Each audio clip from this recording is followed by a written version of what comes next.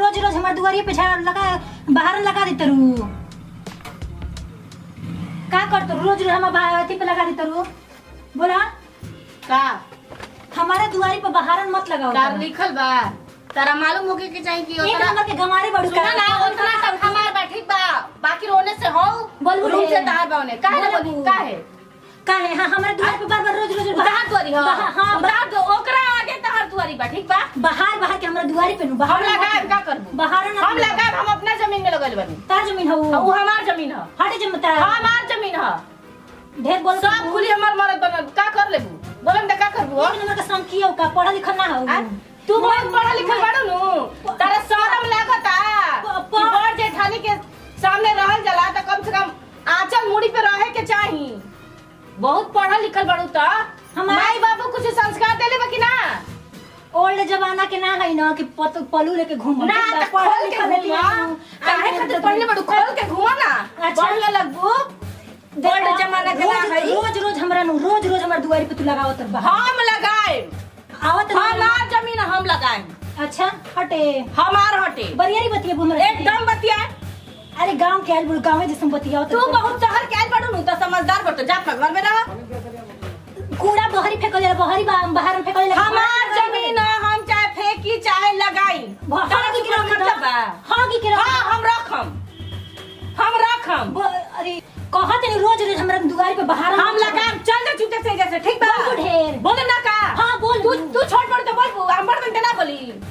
बेशरम बड़ गांव के आइल बड़ू कुछ बुझाला तारा रोज रोज दुआरी पे दू बाहर फेकल लगे काहे बाहर फेंकमो हमार जमीन हम लगाए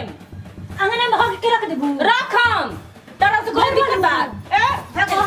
भाग रे भाग एकदम से गंवारी अरे दे गंवारी हंसे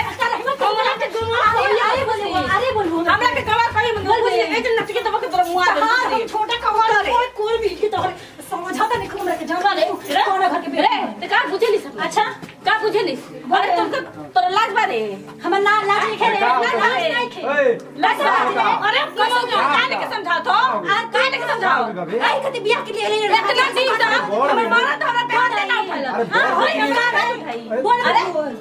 अरे तू छोट बड़ कम से कम तारा निर्लज बेशरम कहा के बड़ है सबसे लिए लिखा दे हमरा के अरे बड़ रोज रोज हम बाहर लगा देते हम अपना बीमारी पे लगल बनू तोरा काहे कति बरथा उतरे जाई बीमारी अभी रहे मच्छर हमरा घर में घुसत तरसन मच्छर अरे तो हम क्या करी हम अपना द्वार पे कुछ करे सुना ना ढेर बोल सुना अरे तू बोल तो हम तेरे से कमजोर भाई का सुना हटी आज कसम खरी आई ना ना सुन तो रोज रोज के तू अरे तू अरे हटी सुना बोल तो वहां भी बता दे छोटा हाथ ना लिया जब लिया लाग दे तो बढ़िया से आओ बाबू वो छोटी छोटी बताओ ना के वहां से हां रोज तक शुरू से हमरा के दबा के रख ली ना बोले यार छोटे की चढ़ जाती है कने आवा जाए दो छोटे के तो दब कर हम का हम अरे चढ़ कर आओ ना ले जा का बोलते रहो आओ तक बता दिया अरे थोड़ा समझा के रख अरे आवा ने हटी ने आवा जाइए जैसे अरे भैया है, हम लोग के तो का सुनी का जानते रहो अरे छोट ह तो छोटी त अपने कपार पे चढ़ी का ठीक बा कपार पे चढ़ी बन के ओकरा तनिको लेहाज बा शरम बा एगो त मार मोड़ी पर से आंचल गिरा के चलतिया तनको ओकरा लाजे शरम नहीं के ऊपर से आती हमरा पे हाथ उठावे जाई राउर बबुआ हनु जाई रहुआ देखी हमरा से मत कुछ बोले अच्छा ठीक बा सुनो थोड़ा सा का सुनी ना कुछ सुनी आता ना खिसी होइबो तो कैसे काम चली थोड़ा सुनो बात ए बाबू ए बेबलो जाई बबुआ देखो भैया हमें बड़ उठा बड़ एथी है जेठानी है हां मतलब हम शहर से आके घर में बैठल बनी हसन घर में एथी करत हई हम अरे रहत नहीं मैं कूड़ा ले आके दुआरी पर हम लगा देते मैं मच्छर में काटत तो सन फेंक दो उठा के ओकरा के अच्छा? कम से कम फेंक दो तार बड़ है एगो गलती कर देली तो तू लड़बू रोज रोज लगाई ना फेंकम अरे तू लड़बू तू तार बड़ है कम से कम उनकर इज्जत करे सीख देखो कम से कम घर में अपना रहे के बाद ओकरा के देख के रहे के पड़ी उ बड़ जेठानी है ता बड़ भैया हमें मतलब हम शहर से आके हसन घर में रहत नहीं जब न तब हमार दुआरी पे कूड़ा अरे भाई तो तू कचरा उठा के लगा देते फेंक दो ओकरा के उठा के फेंक दो मच्छर लागत है सन समझे के तो रोज करी लगाई रोज हम फेंकम रोज लड़बू रोज हम फेंकम रोज लड़बू हम नौकर हैं कर रोज लड़बू ना नु रो मत चलो ठीक बा आ जाओ घर में आराम करो भैया चिचियाते रह माओ तन देख के का कहत रहे ठीक बा बढ़िया से बतिया लियो ना तो ठीक बा ठीक हम बा चल- रोज रोज हां भैया बुलाओ तो ला का हां बैठ कनी है बबुआ रोज रोज घर में झगड़ा ठीक नहीं है थोड़ा समझा के रख अरे बहुत समझावत तनी अब हम का करी अब हम का करी माने कितना समझाई समझावत हम परेशान बनी झगड़ा रोज रोज ठीक नहीं खेला हम लोग के खुद दोनों जानी के समझे के चाहिए हां हमनी के दू भाई बानी जा कैसे कार चलावत तनी जा करत तनी जा आई जौन बा लोग रोज लड़त आलो ना ऐसा ना होके के चाहिए ओहनिए के बोलावो मुंह उनकरा के बोलावो हम उनका के बोलावो तनी आ बोला के हम लोग के समझावो आ बढ़िया से बताओ कि माने आज के बाद ऐसन ना होके के चाहिए सुनो तरी हो ए नेहा अरे आवो है सुनो भैया बोलावो तरे सुनो एक मिनट हाँ बोली भैया हाँ। बोलावो तनी बाकी के अब हो टिंकू के मम्मी बाड़ू अब रोज रोज झगड़ा ही ठीक नहीं खेला का कहत सुबह शाम के झगड़ा देखो हम कहतनी है कि झगड़ा मत करो लोग मिल के रह लो तो हम ही झगड़ा करेनी का कि हमरा से सुबह कहत शाम नहीं। के झगड़ा ठीक ना हो लक्ष्मी भाग जाली तो हम लोग समझत नहीं कि लोग हमनी के दोनों भाई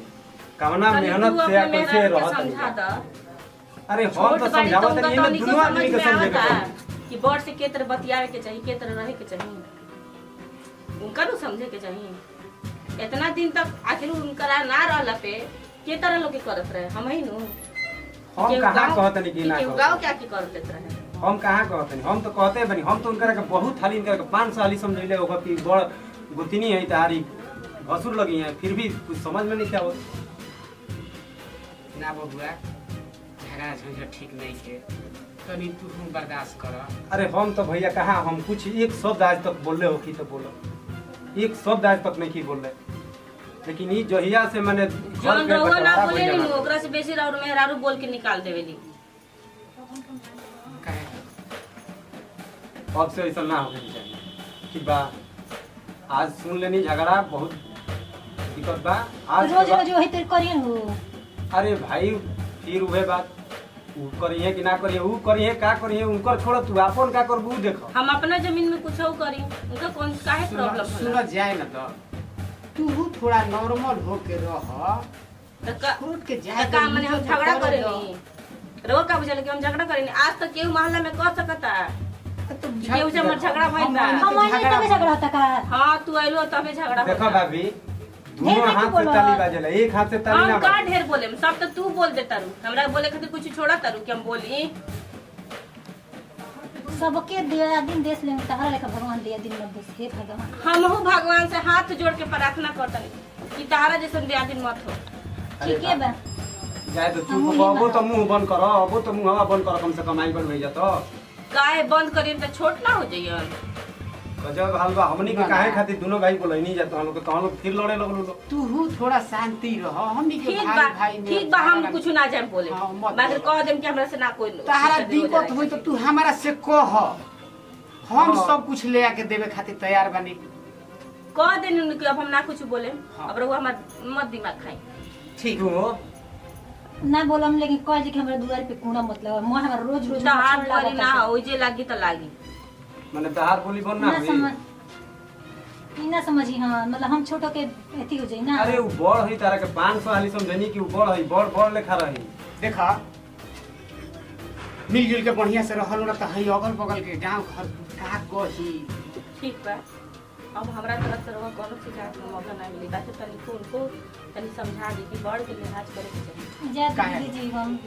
गलती हो गेल हम ऐसे ना करूं। चलो ठीक बा, काल मिल हम से सब रहल जा, लड़ी। दोनों आदमी। दोनों आदमी मिल के रहल, हमनी के कैसे कैसे कमाता नहीं जा, कैसे कैसे का करता ये दोनों भाई। आ तहार हम लोग झगड़ा झगड़ा करे करे बड़ुआ द्वार पर आदमी थे लोग इधर बताओ।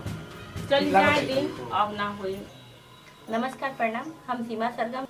देखिए ये वीडियो बनाला के हमने के ये संदेश बा कि जे तरह हमने की गोतनी गोतनी झगड़ा तनी सन ये बिल्कुल भी ना होके के चाहिए। गोतनी गोतनी में प्यार होके के चाहिए। इनका के हमरो समझे के चाहिए कि ई हमार छोट बहन है, आ इनको समझे के चाहिए कि हम इनकर बड़ बहन है। बाकी हमने के ऐसा ना कहनी ऐसा ये बिल्कुल ना करे के। घर में जितना भी ज्यादा से ज्यादा हो सके प्यार बनाई, ताकि प्यार में एकता होला ना कि लड़ाई में। बस ई वीडियो से हम लोग के ये कहे के चाहते हैं कि लड़ाई झगड़ा बिल्कुल भी ना करी,